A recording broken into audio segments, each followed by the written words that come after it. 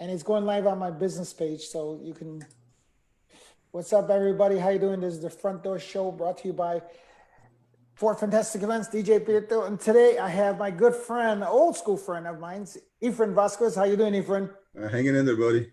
Yeah, Yeah, I know how that is. So, old um, school. yes. Well, it's true. We've known each other for quite a long time, Yeah, but you've been in the in. I've known you. So before we go into that, tell everybody, introduce yourself, who you are, and because I'm usually this show usually surrounds around DJs, promoters, but you're in the music industry, and that's what I want people to know who you are. So go ahead and tell them who you are. okay, who I am. I'm a studio engineer uh, in Chicago. Was always on the music scene in Chicago about 35 years ago. I was kind of shocked when you text me asking me for this interview, but yeah, it was a long time ago. Uh, at the same time, I worked for the post office. Everybody probably knows me as a mailman with the studio. The mailman with the studio, that's what everybody knew me for. So when I first met you is when I had the studio in my basement. As a matter of fact, I sold you my first Commodore 64. Yeah, you sold me your first. What was that? The Commodore 64. You remember your Commodore 64? yep. Yeah. Oh my God! So I mean, that's what I'm just saying. So we can go back into when we first met. Um, when did you get start as a, because creating a studio is not that easy. I mean that you have, it takes time. So, but how did you start into this business as far as doing studio work? Well, I started off as a musician, playing with a top 40 band in the South Side Chicago around the time where Natural Sound was around and Tomorrow's Dreams and all my other buddies from the South Side. What was And I the name of played the band? Reasons. I played Oh, with Reasons mm-hmm. and Side Pocket. Okay. Did you ever play at Mouse? Uh, That what was was on that? 21st and Fairfield.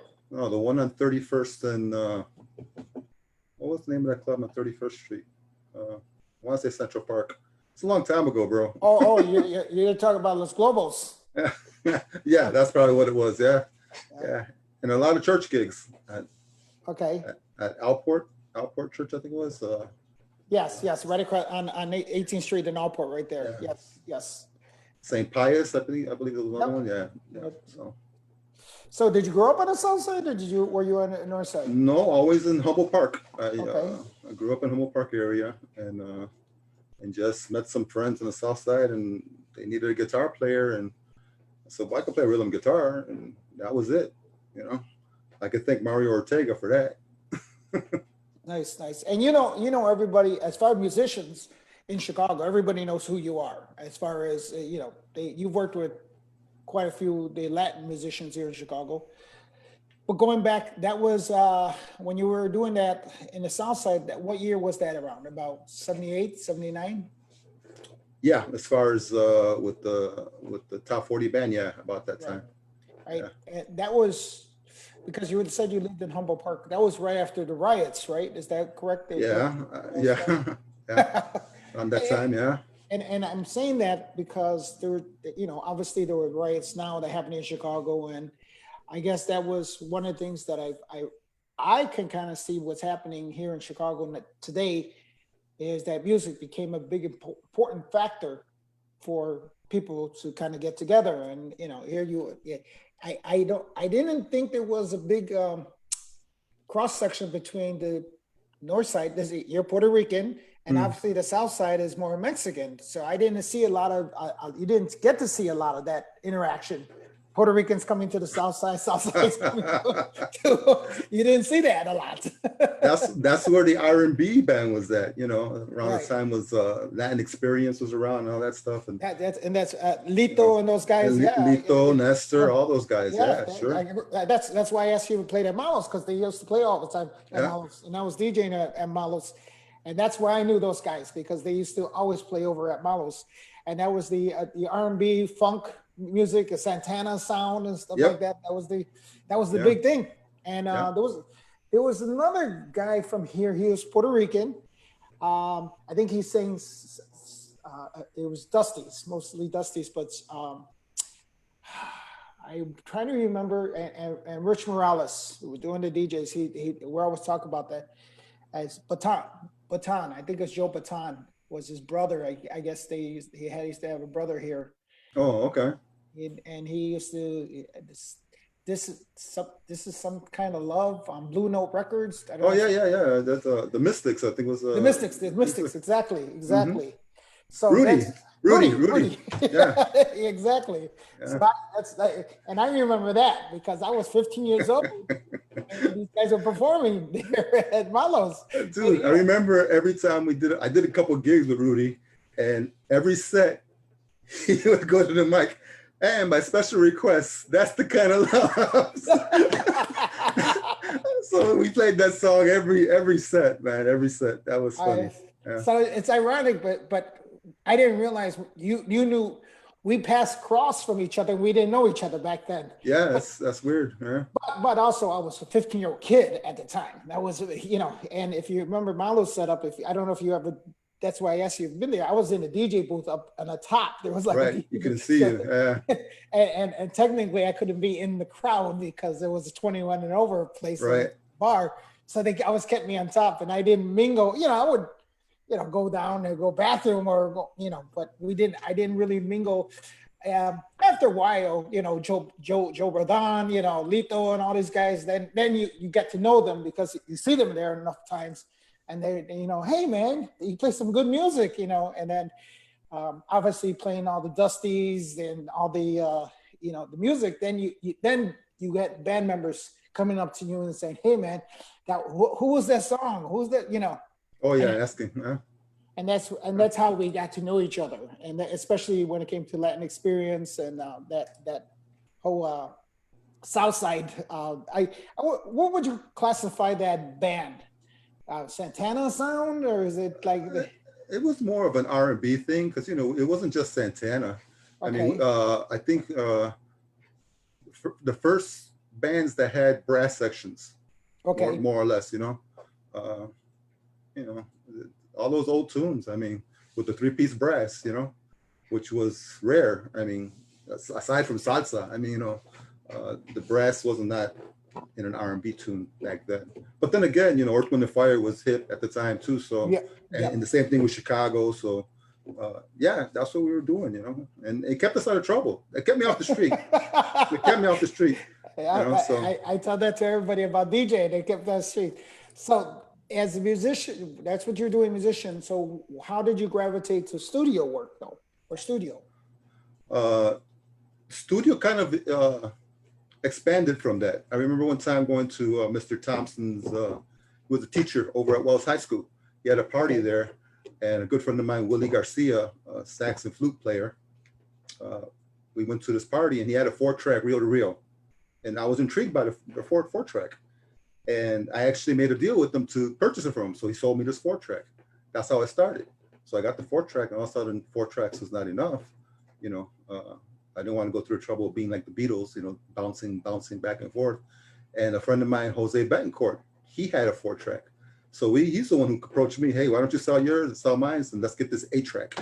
So, okay, so sold it with the 8-track. And then the guy who sold us the 8-track happened to have a studio master board that he was selling. So we got this board also.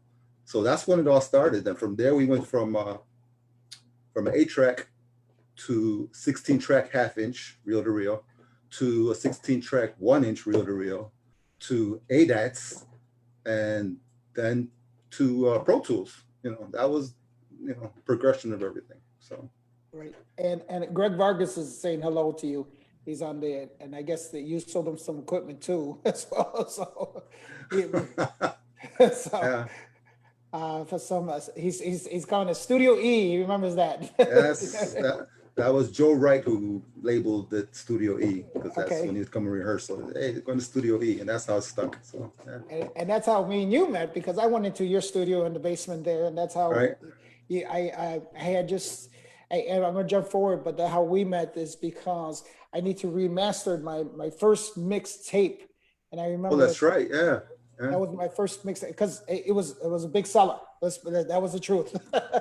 And I was some Puerto Rican woman out of the mega mall kept telling me, listen, if you want to do this right with the Latin music, you got to, look what I'm selling, more CDs than mixtapes, because that was, because I got introduced to the businesses, mixtapes.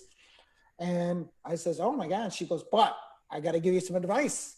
You got to fix up the sound and fix up the quality of it. And and one thing I remember, that when I made my first mixtape, I didn't put any drops in it. I remember that was the whole thing.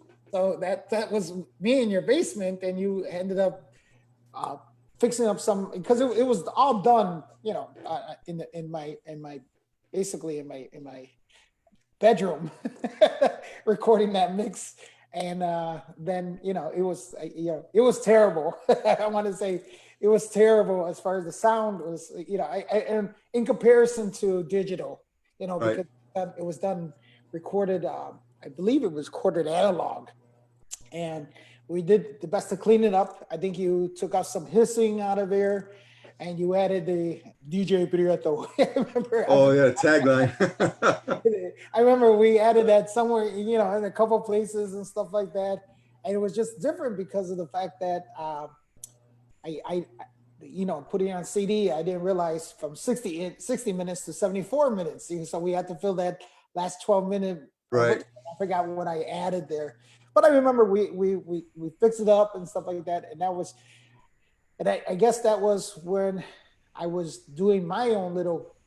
This is where I'm at right now. This is what I created, like my own little studio here, but nothing like what you had there, obviously. And I just remember being amazed by the studio that you had. That was just a basement with some walls, man. I wish it was better than what it was.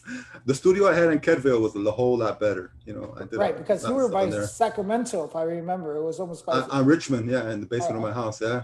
by Grand. Right, right.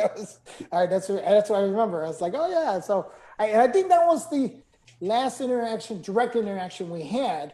But I would see you all the time, and that was like, so. Go ahead. So now you're in the studio. You created your studio, and what happens with you as far as are you now? Is it just musicians coming to you, or what? How's this happening for you that you're At the studio time back then? Yeah. Well, at first when we started doing this, when I was doing it with Jose Betancourt, we tried to do it, get the equipment so we could start doing our own music. And then it got to the point of saying, well, this equipment is not going to pay for itself. So we got to start expanding, to record other people in order to get more funds so that we could invest more into other gear that we need. And that's how all that started. And then everything else went in the back burner, as far as stuff that we really wanted to record. Years later that we were able to do something like that. So who were you working with out in Chicago here? Who were, like, in the beginning stages? Who were the guys you were recording or you were working with? As far as one of the first recordings I did was with St. Aloysius Choir. Okay. And dude, I didn't have air conditioning in that basement. We were sweating, boy. The women were sweating.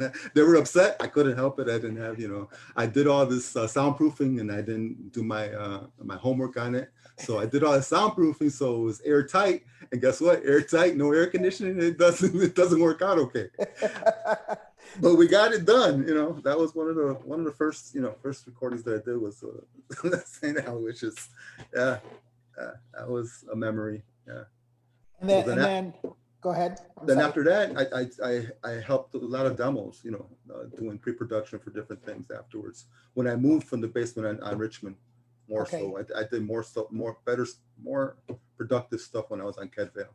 Okay, and that would be demos for just everybody in the music industry? Is that just different groups? Mokondo Stu, that was one of the groups that I recorded, which I was proud of recording because they had a string section.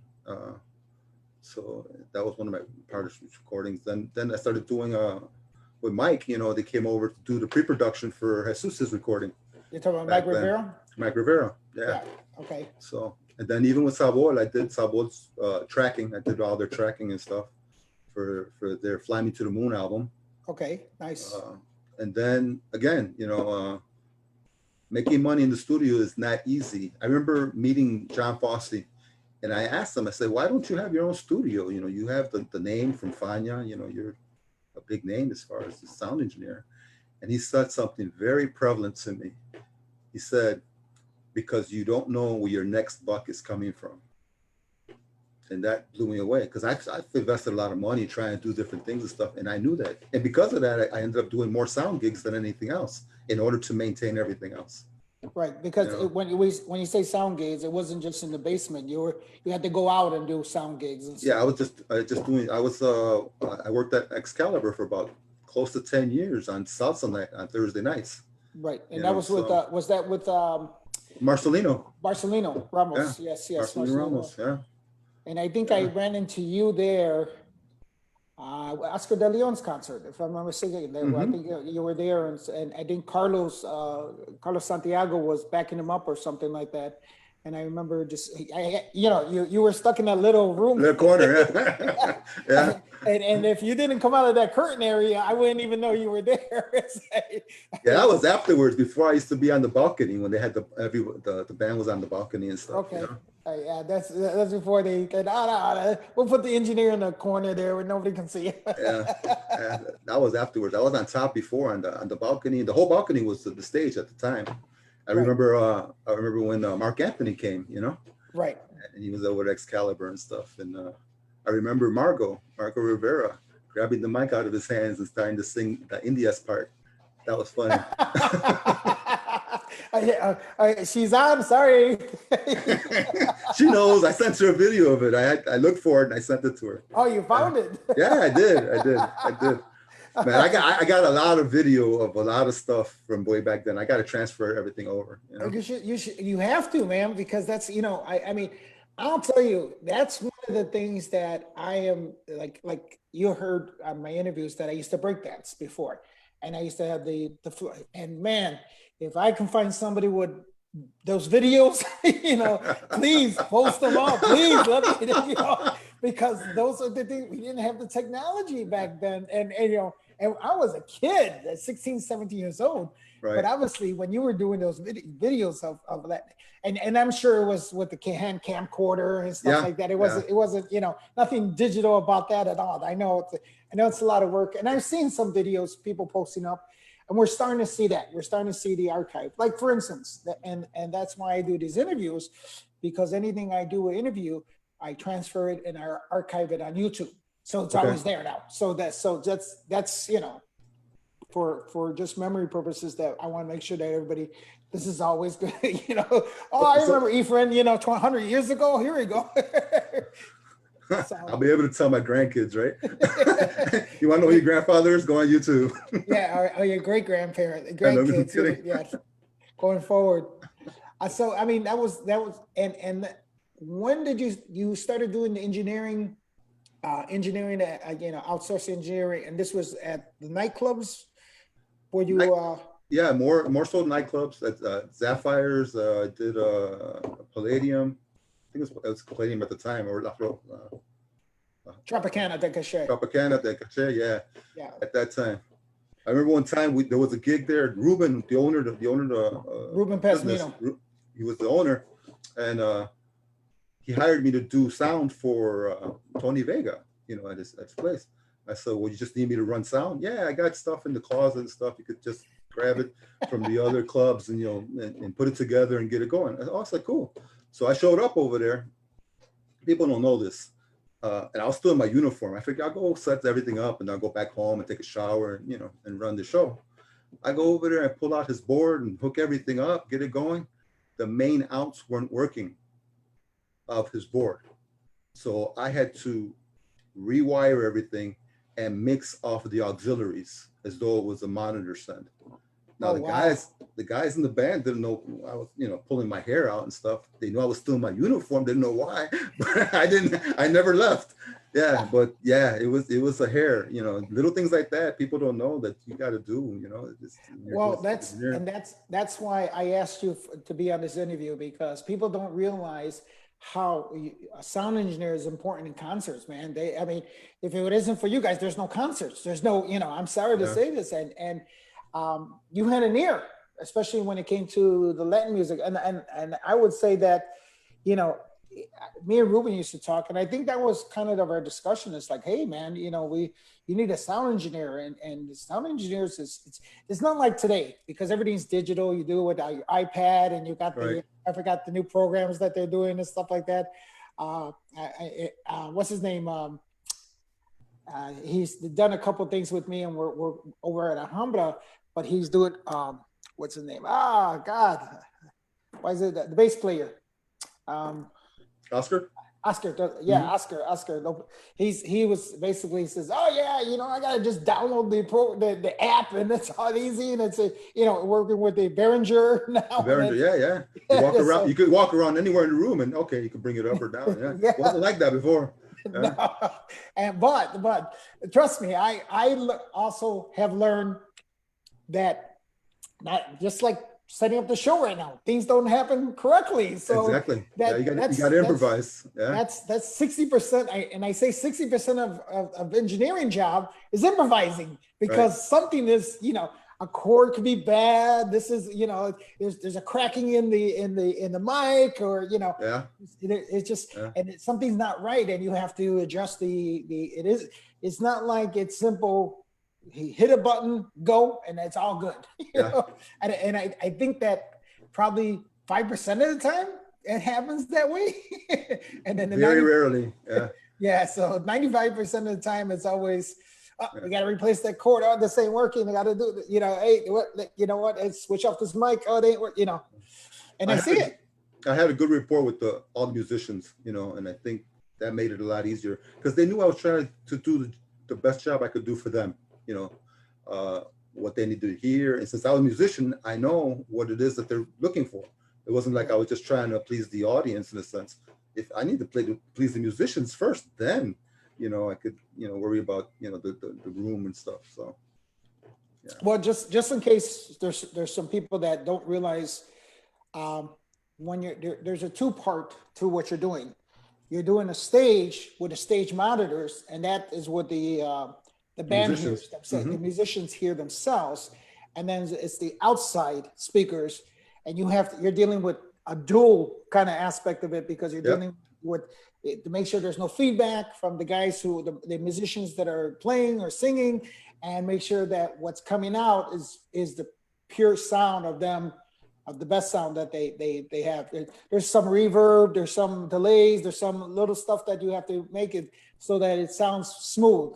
You know, and that's why I say, just in case there's some people that aren't musicians that are listening, because unfortunately, you know, I have to sometimes dummy it out because me and you know what we're talking about. All right, I got to dummy it down. The normal audience doesn't always, or they're not musicians, or they're not, you know, sure prone to that information. So here you are doing both, right? So you're doing studio work, and you're doing basically engineering for the nightclubs, and still working for the post office. And working for the post office. Yeah, that was the full-time gig. So, and if I'm not mistaken, you know, Tuesday nights you were busy, Wednesday nights you were busy, Thursday nights. That's when live music was happening. That was pre 720 type of thing, like, and that was kind of around the same time. That was all happening, you know, and it's being under. And you were dealing mostly with the Latin bands. Is that correct? Is that mostly? Until afterwards, I started working with High Society Band, which is like a more of a corporate and wedding band. Okay. That's like the 25-piece band, if I'm not mistaken. Some of them, yeah, they have it's like an orchestra, you know, almost like an orchestra, salsa orchestra. Sometimes they have string sections, but not really. You know, usually with the full brass section stuff. But they do wedding, you know, it's basically weddings and top 40 stuff and whatever you hear at a wedding, you know, so wedding things, and all on the Gold Coast, up on the north side and stuff. And then downtown, you know, at the Drake, at all these big hotels, big ballrooms and stuff. Yeah, and well, and I guess the reason why maybe some of the nightclub people never heard of them before, because hiring a 22-piece band for a nightclub is not economical. They wouldn't want to pay them to begin with. Right. Yeah, But what they were worth, Yeah. it just, and I know the band, and I know a couple of the band members from there, and I think Frankie Rodriguez was one of the brass sections as well. I think Yeah. Hmm. there was a couple of guys, and so that was a big gig for you as well, right? That was kind Yeah, of that was a transition. You know, it's a transitioning from getting paid 1 day a week what you would make in 3 days, working for the for the nightclubs and stuff, and being home early. You know, so that kind of worked out okay. After that, I started working for Glenn Traeger with his orchestra, uh, and then after that, I started working with a group called Mecca. They did a live sound thing on Mondays, and I loved it there because I got the chance to know all of these Southside musicians, and Bernard was the one who was in charge of there, and Keith Henderson, and it was awesome, man, because they would set it up like an outdoor thing because it was outdoor, you know, and they had young musicians come and sit in with the band so they could get some kind of experience with the band. Then the second hour, if you want to come and sit in, you sign up on a sheet, you could sit in. So they usually had like a 4-piece band that backed up everybody. And then at the end of the night, they would have a featured artist like Dee Alexander. They would have her sing for an hour and stuff. And it was awesome. I mean, I got a chance to see guys who came from out of town and hung out just to hang out because these were all top-notch Chicago musicians, you know? right, right. You know? It was, so I just want to let you know that you got a couple of your old school friends, Angel Rosa Aeco. He's Oh yeah, sure, down yeah. there. He's Obviously down here Nathan, now. Yeah. yeah, Nathan Richard Santiago. They're saying what's up as well. So, Awesome. Awesome. and obviously A Rod is, he's Angel. All the musician guys. That's what I figured. If I talk to you, I know I know Angel talks to a lot of musicians, but I think like you weren't just dealing with musicians, you were dealing with nightclubs as well, and that was where you were that factor in the nightclub that made sure that things went smoothly. It wasn't, and it I wasn't. tried. But I mean, but it also, and personally, you were a big part of for me because you showed me, and I started building my studio here because of me going and interaction with you as far as the studio and seeing, oh, this is what sound's supposed to sound like. This is how it's supposed to, Mm. because I didn't know anything.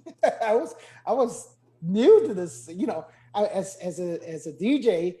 And I think me and you talked, and I said, yeah, I had the piano about my Juno 101, but I didn't know anything about connecting and MIDI, and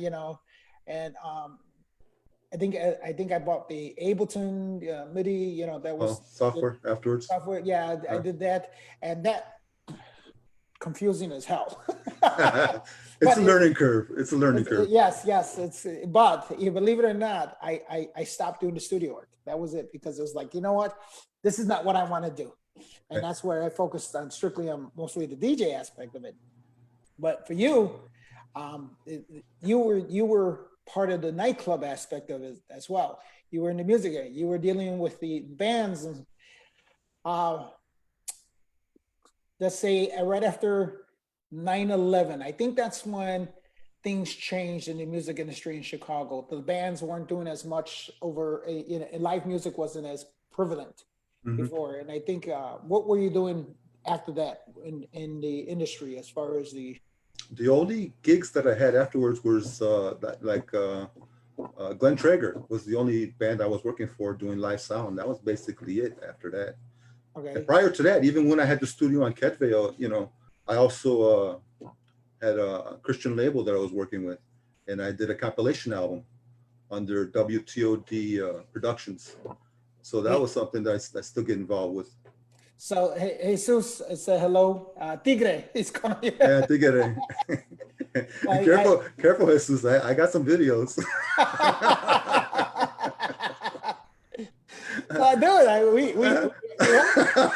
We need those videos, man. I know you said you sent her the video, Margot, But man, I hope you posted on just It's on YouTube. It's on YouTube. Yeah. I okay. put it up on. It's on the channel. Yeah, you can check it So out. please put in a link. Is it now? Is it on your YouTube channel? And Yeah, I think I okay. put it up. I put it up on my YouTube, So my please, channel. you know, if you got some more stuff, because I know there's another guy that's been putting some stuff I see from Tropicana, from Excalibur. He posts up. There's a couple people that are putting. I think it's Ellis Vargas, I believe. Yes. Yeah. He's Vargas. Yeah, exactly. He posts it up, and you know, I mean, and you had the best seat in the place as far as came to video because you had Yeah. the for the sound. You Yeah. were right there in the middle. And I think that was the cool thing about, I remember at Palladium, we used to have that little center, Right. that center box where all the engineers were at and stuff like that. It was right then center of the club, you Yeah. know, and I think that was very important. Hence, that's why, you know, it's important for before, um, what is it, Behringer, before Behringer. Yeah. It I lost was, your audio. yeah, that was the you guys with the video camera is important, and we need it. We need to document this stuff. And you know, if Angel Rodriguez, obviously, we talk about the old times at Tropicana, old times at 720, and we're like, man, where's the videos at of this of all this? You know? I'm sure a lot of people have a lot of videos, but the problem was it was before phones. You know, it wasn't phones. It was actually a video camera that you had to Right. show up with, either a mini DV camera or whatever. That's what we used back then. But So yeah, you have to show Jesus laughing. he's laughing. Yeah. Yeah. So did you continue working with Jesus and the guys? I mean, were you continue doing any stuff with them? As much as possible back then, but you know, afterwards, when Mikey and Edwin had left for New York, I was doing more sound gigs for the American bands, aside from the Latin clubs and stuff. That's when it started dwindling away. So I wasn't doing so much Latin stuff. I was doing more of corporate gigs, you know. Right, and are you trying to say that because Mike left and didn't what's his name, the piano player? Oh God, Edwin Sanchez. Didn't he also go to New York for a little bit too? Yeah, he went to New York. Yeah. So all these guys went for greener pasture and left Chicago high and dry. Not necessarily. I mean, you gotta take the opportunities while they exist. I'm being facetious about it. Yeah. And trust me, it worked out for Mike great. Let's be honest with you, working for Sergio George and stuff like that. They could tell you stories. I mean, I keep telling them Mike needs to write a book, you know, Mike, you know, even Edwin, and you know who else? Milena Echeverria. She was the manager of Jesus at the time. She needs to write a book, you know. And on the South Side, Keith Henderson needs to write a book because he toured with R. Kelly. He needs to write a book because he can't, you know. So. Yeah. No, it's funny because I know Robert from growing up in the breakdancing days, and that's how me and Robert because we used to always be downtown doing as kids breakdancing. He would be singing, you know. That's how me and him connected, and we reconnected. I connected with R. Kelly again. Robert, I call him Robert because that's all I've known him for. I've connected with him when. I was working at 900 North Michigan as a clothing store, and he walked in, and I'm like, hey, you know, and nobody calls him Robert, you know, everybody's R. Kelly, this sure. and that. Yeah, and I'm like, hey, Robert, what's going on? He's like, oh my God, he goes, you haven't changed one bit. I says, oh, you have, you know, and that was how we reconnected, and ended up that one of my my daughter's friends ended up dating him, and I guess my you know, my dad knows you. And that he was shocked because my daughter was like that. Her girlfriend was dating him, and when I told her I had a signature for Robert that day when I say, hey, can you say, you know, give a signature and give it to my daughter, right? I gave her that, and she must have been like 12 years old, 13 years old. And when she was already 24, I think at the time when she was her girlfriend was dating Robert, and he busted out the signature. Look, I got a signature from you from almost 10 years ago. And he freaked out. He was like, "Oh my God, what are you talking about?" He's like, and he goes, "Yeah, you know my dad." And he's like, and then obviously, if you ever see my daughter, she's my twin. She looks like this is a this is the picture of her, and that's my twin there. Oh, wow. So that's what I mean. So he was like, "Oh my God, now I know where I see that face from before." So Wow. talk about a small world. That's what I mean about a Sure very is. small world. Sure is. Yeah. And this in this industry, it's a very small world because in thing I tell everybody, you never know who you meet. You just might not know who you piss off. Yeah. Be careful because it can come full circle Yeah. somewhere down the line. Always So, protect your integrity, because you never know, Yeah. now, Yeah.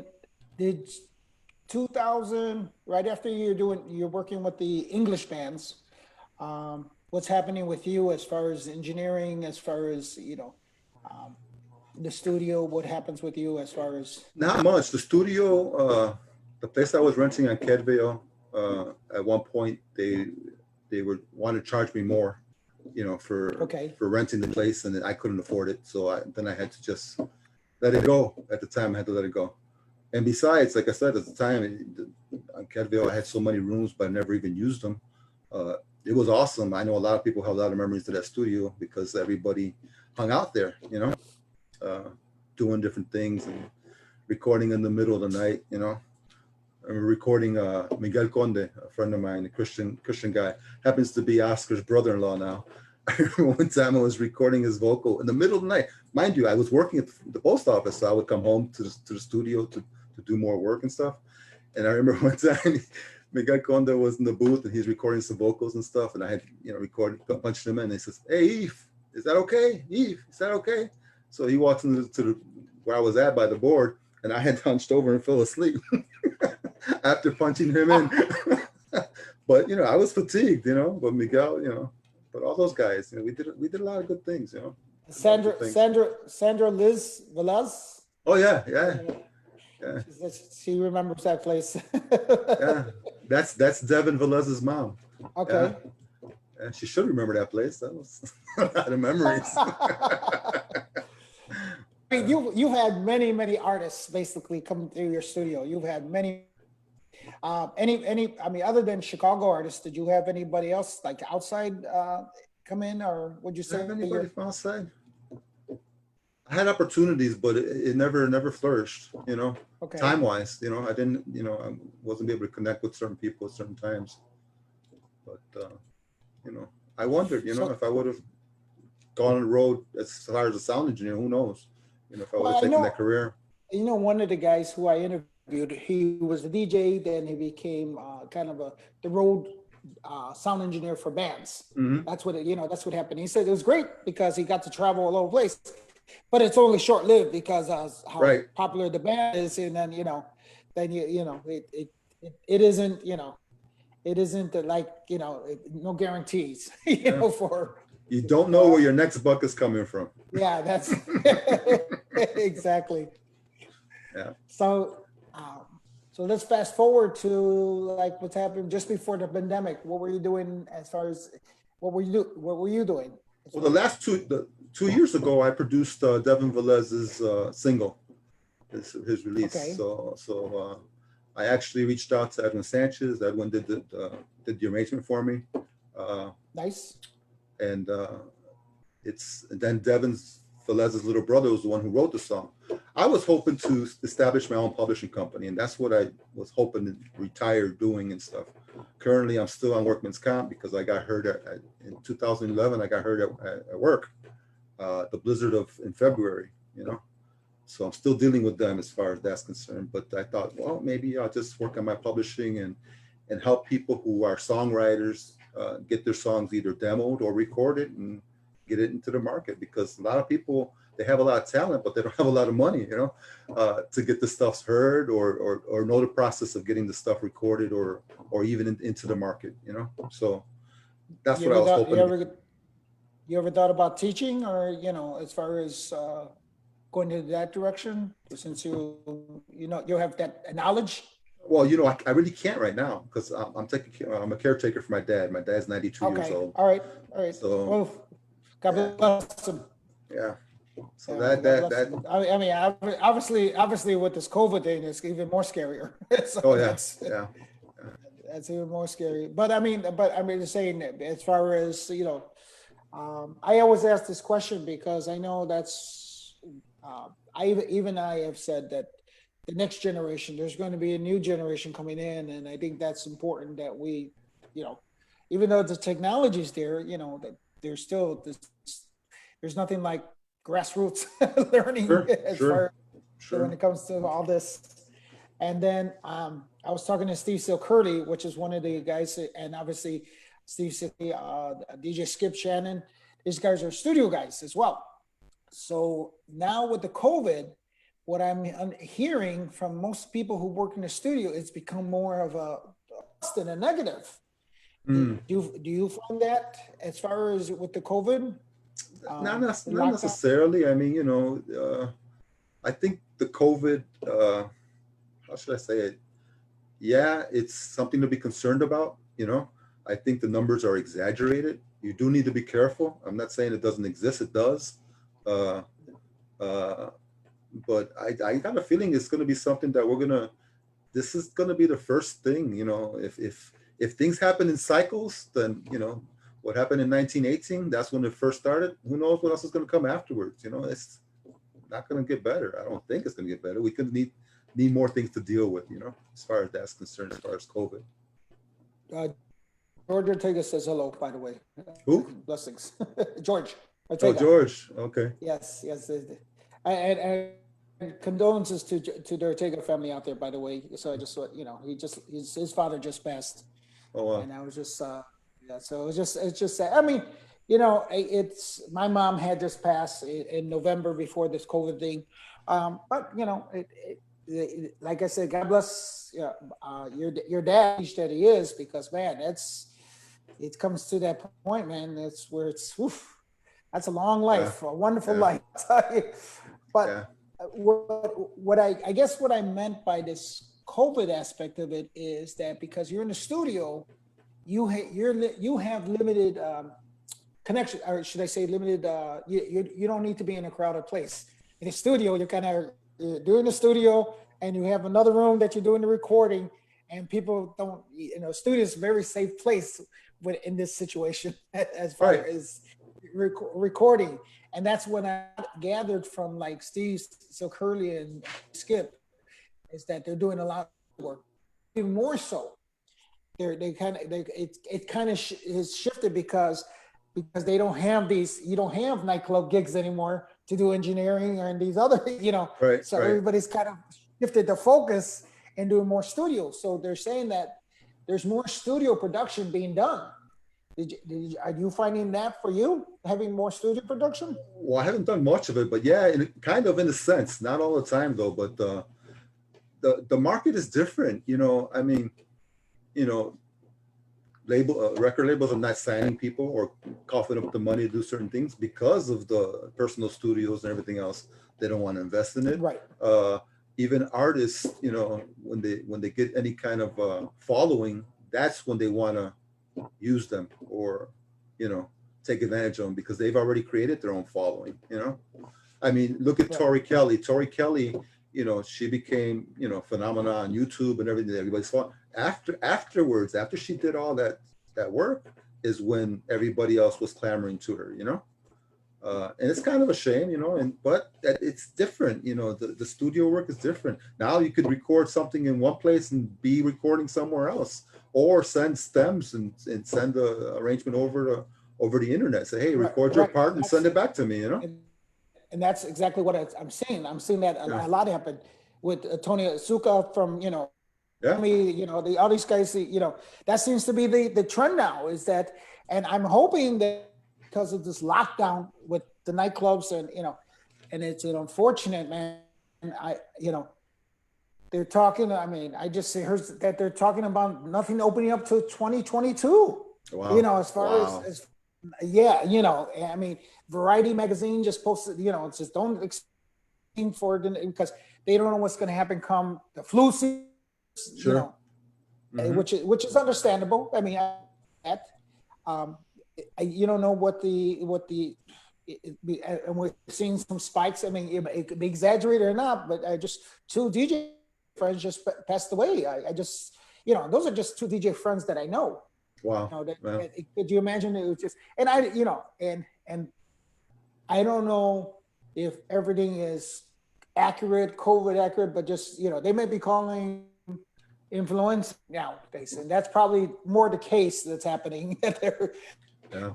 People dying of normal influenza is now COVID. That's I kind of think that this is what you're going to see, that this whole generation of anybody that's COVID. Yeah. Just Everybody what? who knows everybody who knows me knows that my favorite line is scrutinize everything. You got to scrutinize everything because the information that's being passed out there, it might not all be true. But then again, if it is true and you're not receiving it as being true, where does that leave you? It's like, okay, you're still up in the air. Right, and And we're not in control of everything, unfortunately. no. you know, we have to abide to what some of the people's rules are and stuff like that. If I can say that but and sorry, I went off on tangent on what I was trying to say is that because of this, the studio guys, and I call them the studio guys because they see musicians, they're not going to be doing live music. I see like Mikey O doing a little bit here and there and Yeah. trios. They say trios, and that's not what live musicians want to do. Is trios. They want to do Exactly. the seven Yeah. piece, 10-piece band, or when I had the 12-piece band over at Alhambra, that's when you get the whole feeling and stuff like that. Sure. But because everybody's kind of stuck in this bubble that they have to stay in, now I think the opportunity to make music is more prevalent. Yeah, You I know, feel I feel and, sorry, and I man. I think, feel sorry for a lot of these full-time musicians. They're yep, hurting big time, and you don't yes, realize it, yes, and it's one thing, when you have a job, a lot of people sign up for a job because they want the insurance. When you're a full-time musician or you're, a freelancer and stuff, you don't have those things. Uh, and it bites. It bites big time. This whole thing is biting all these musicians. I feel sorry for them because trust they're, me, yeah, even it's DJs biting too. me. Sure. Yeah. Yeah, Yeah. we're in the same boat. I mean, I get it. Yeah. And how are we going to make money? How are we going to think income? How are we going to are we going to create a new career? Can people And let's be honest with you, the people like me, I'm 55 years old, 56. I'm making myself younger, but I'm 56 years old. But at 56 years old, can you make a new career in life? And most of the Yeah. What are you musicians gonna that we know do? are in that age bracket of they're in the 50s or plus. Exactly. So it's even harder because we're not in the market to be creating a new lifestyle, a new Hmm. business, that's the challenge in itself. If we Yeah. were 24 years old, 25 years old, yeah, okay, guess what? I can't do this. I'm gonna do I'll do something something else. else. Sure. Sure. Sure. That's so. Yeah. I mean, you created everything you got behind you, all your equipment and stuff like that, your investment and stuff like that. Yeah. If they told you you couldn't do studio work anymore, my God, what would you be doing? What could you do? Deliver Hey, mail. I can't do that no more either, man. I already have 4 knee operations. I had a back oh operations. God, Yeah. So let's God. not go. Let's not go into that. So yeah. But God, you're healthy though. I mean, that's and if anything, I mean, the knees and the legs might not work, but at least you're healthy. That's important. Yeah, Hey, trust me, we don't need your knees and legs for engineering. We that's just need your true. hands and The your buttons, buttons in your ears. Yeah. and your ears, exactly, and your eyesight. Yeah. So, so let's wrap up this because I know that I know we started a little late, but I know that you I don't want to take your dad and taking care of your dad. Um, Anything you want to say to people who've been logging on and people who might have said or something I didn't bring up about your history? Uh, as far as my history, well, I've done a lot of stuff in church. I'm playing with the worship team at church. That's what's keeping me Okay. busy. That's what's actually keeping me sane. As far as musicians, it's keeping my ear tuned and learning different songs and stuff. And I'm glad you brought that up because I think that's a part of Chicago that people don't realize how big the music church is in Chicago. And is this Latin more aspect or is it? More so both. I mean, if we're going to go back in time, I remember one of the groups that brought me sort of to church was oh man, he's gonna kill me for forgetting their name. Narrowway was one of them, and then the group I played with was called Intervision, and we played Latin jazz. Okay, we played Latin jazz at a time where rock music or salsa was not allowed in the churches. Okay. Okay. We actually were invited to a Church of God on Spalding way back when to as concert. It was a concert that was going on, Christian concert. So we opened up. We opened up, and then another group called Narrow Way, and the house group was called Kadash. So we go, and our percussionist, Richard Rosado, he was a percussionist. He would have a table full of percussion, which were a lot of African stuff and different types of things. You don't see a person show up with the table at a Pentecostal church with a bunch of things that make noise, as far as percussion. But yeah, we showed up, and as a matter of fact, he's pastoring out in Brazil right now. I mean, Lord called him to be a pastor and stuff. But he could attest to this. We went, and we performed. At one point, we had a little medley of showing every type of music that we came from. So David Quinones was part of the group, and he his section was like trio music. So we did a little, like 16 bars of trio music. And then when they introduced me, I remember playing Freak Out because that's what I was doing, the R&B thing. So we played all Freak Out, so, and, different types of things, right? So afterwards, our percussionist grabbed a seashell in the beginning of the whole thing because we did a flute thing with Willie Garcia playing the flute and more of an ambient type of thing. And so our percussionist was, with the shekere making, ambient noises. And when he grabbed a seashell that he had and blew into it, there was a mother of one of the guys from one of the band who actually stood up in the middle of the concert, smacked her Bible closed, whack, threw it under her arm and walked out. And we were tripping out, like, wow, what's going on? So, and then afterwards, I guess the band who invited us was Kadash. They got reprimanded. They had to stay and pray for the altar that we desecrated, according to them. And our thing with Intervision was we were trying to minister to people who didn't go to church. We actually did a show at Humboldt Park when they had it on Humboldt Drive. When they cut it off, they had two stages. One was by Division and one was by North Avenue. I remember Ray Barretta was playing on the one on North Avenue after we were playing on Division. So we played Latin jazz, original Latin jazz, and the whole thing. We had a crowd that came and everything, and then we had a pastor, a friend of ours, come and we said, okay, we're gonna bring people and we want you to share a little bit, right? So when we finished playing and we brought quite a few people, all of a sudden he was like, raining fire on you people because, and we're like, what are you doing? This is not what we're trying to do. We're trying to bring them in and know what the love of God is, not, persecute people, and kill people. It's not what we're trying to do. It's not what we're trying to do. So yeah, we got a lot of flack for that back then as far as what Intervision was concerned. So well, that was one of the I gather from, because remember, I'm not a musician. I grew up I got into the Latin market afterward, but then what I was noticing that most guys, as far as Latin musicians, they started in church. That's where they got their you know their work. It was from the church, and you know, and I forgot.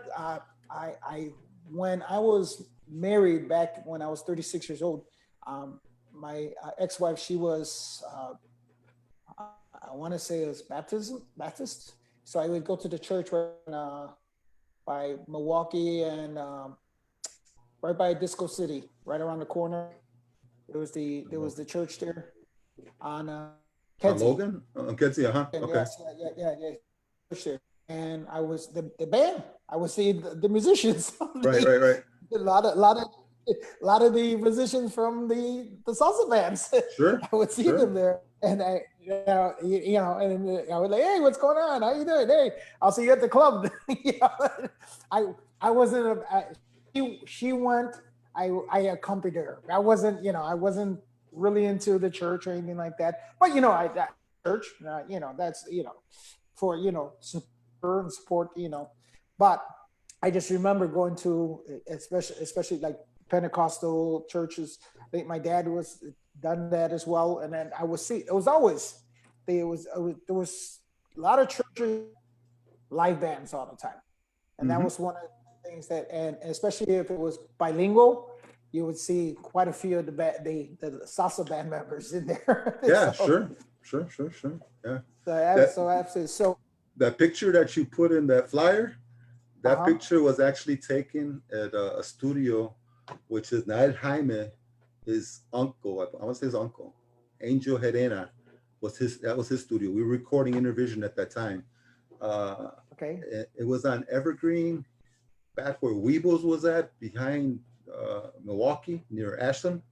That probably all tore down. I forgot what that was, but I remember that's where the studio was at. That's where that picture was taken from. Oh, wow. Yeah, way Did back you ever then. work with Carlos over at the percussionist from Disco Carlos- City? Oh yeah, definitely. Carlos Yeah. Carlos hooked me up with a gig. I gotta thank you, Carlos. He hooked up. He had a gig, which was like a club med for Consumel, and Okay. a couple of us got a chance to do this gig, and it was a New Year's Eve gig.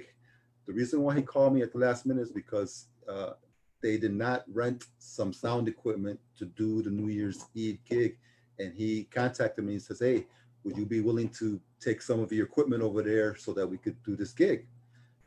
And it was a sweet gig. It was the gig was just on one night for New Year's Eve. Billy Rivera was there. I remember Billy was there. Edwin Sanchez, Nice. Jaime, a few of the guys. We all went. We were there. We just gigged that one night, but we could stay in this all-inclusive resort for the whole week. And Nice. you had another week later on that you could go in. Later on in the year, like a voucher for another week at the same resort.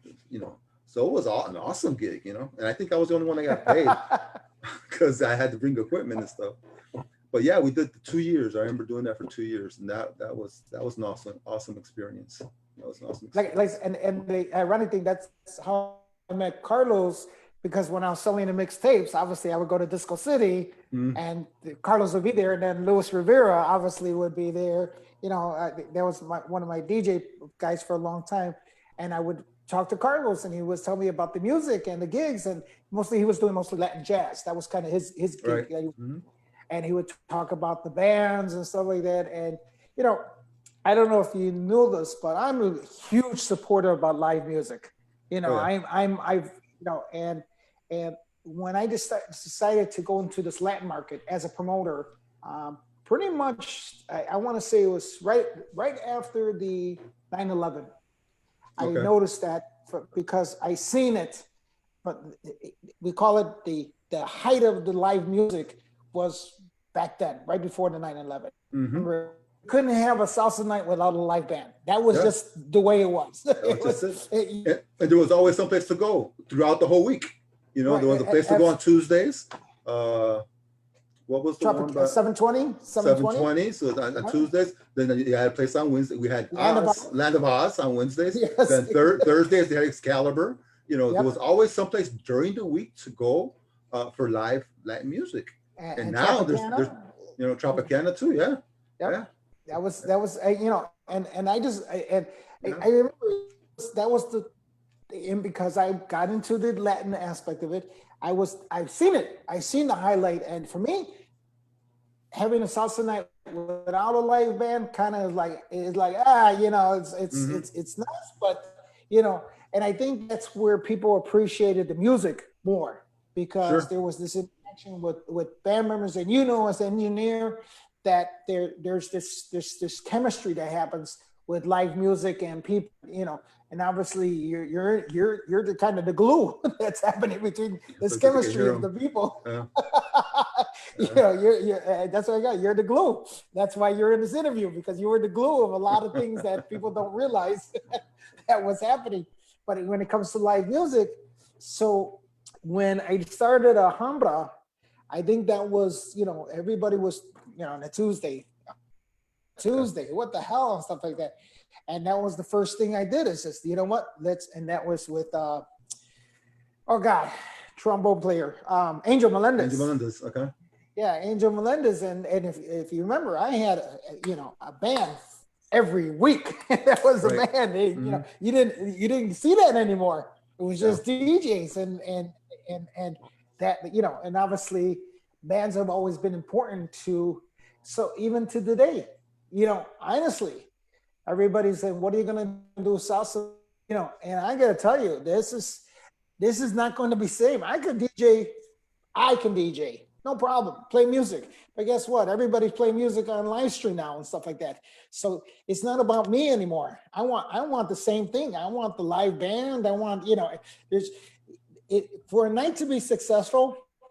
Honestly, it isn't just one person that makes it successful. It's everybody that's involved, from the Sure. sound engineer to the musician to the front door guy, from the teacher that's there to the the bartender to the servers, to everybody, and those 10 people on stage is important.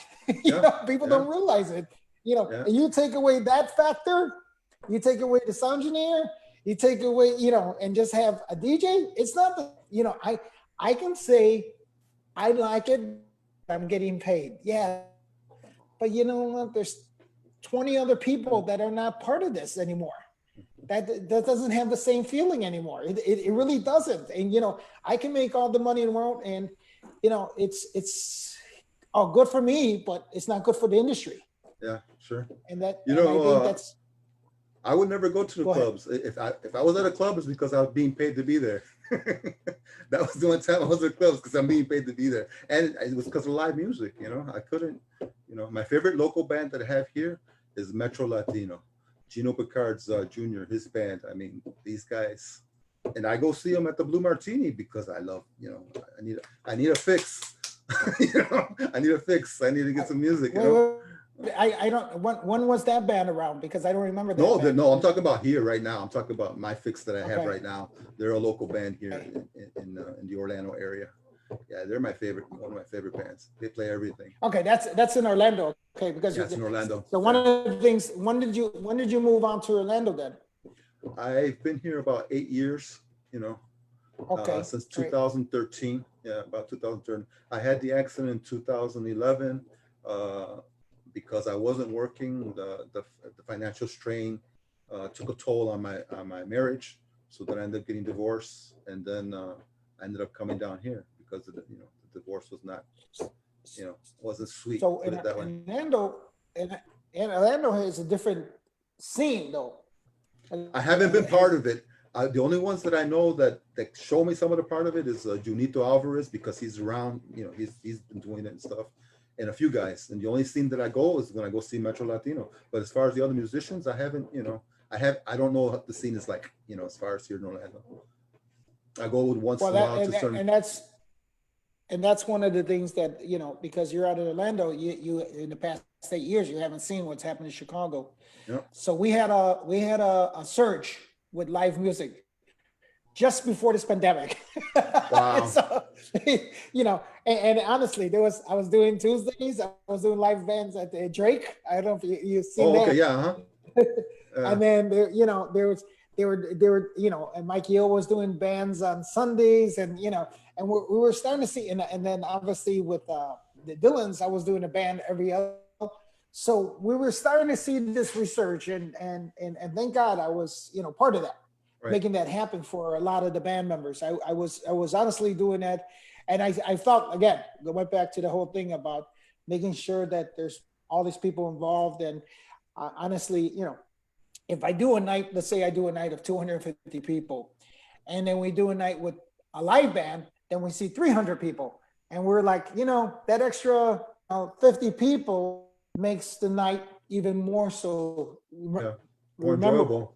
enjoyable. Hmm. And for Sure. me, yeah, well, just, and there's people that really like live music. Now, if you're uh, they like the DJs because they're limited to the sound, but live music lovers, yeah, that's where, and I noticed there was a different demographic of people, maybe older crowd that would Sure. like the Okay. live music, obviously because they grew up with that. That's what they grew Sure. up with, listening Sure. as far as, I call it the old school salseros. That's what they like. There's out here that I used to go on Thursdays, Pia Lounge. That all the local bands were there, and there were small local bands. It was a 6-piece band, 5-piece band, Hmm. but it was that, people would always ask me, "What are you doing here?" Hey, it's live music. I came here to support. I'm Yeah, coming. exactly. Yeah. I'm not there dancing or anything like that. I'm there having a drink, talking with our friends, and that's part of my support because I Sure. want to hear the live music. I'm there to hear the live music, and just like you're probably not at the club dancing or anything like that. You're there Nope. to see, right, but you're there to support. You're there because you want to hear live, and like I said, you're there. That's part of the support.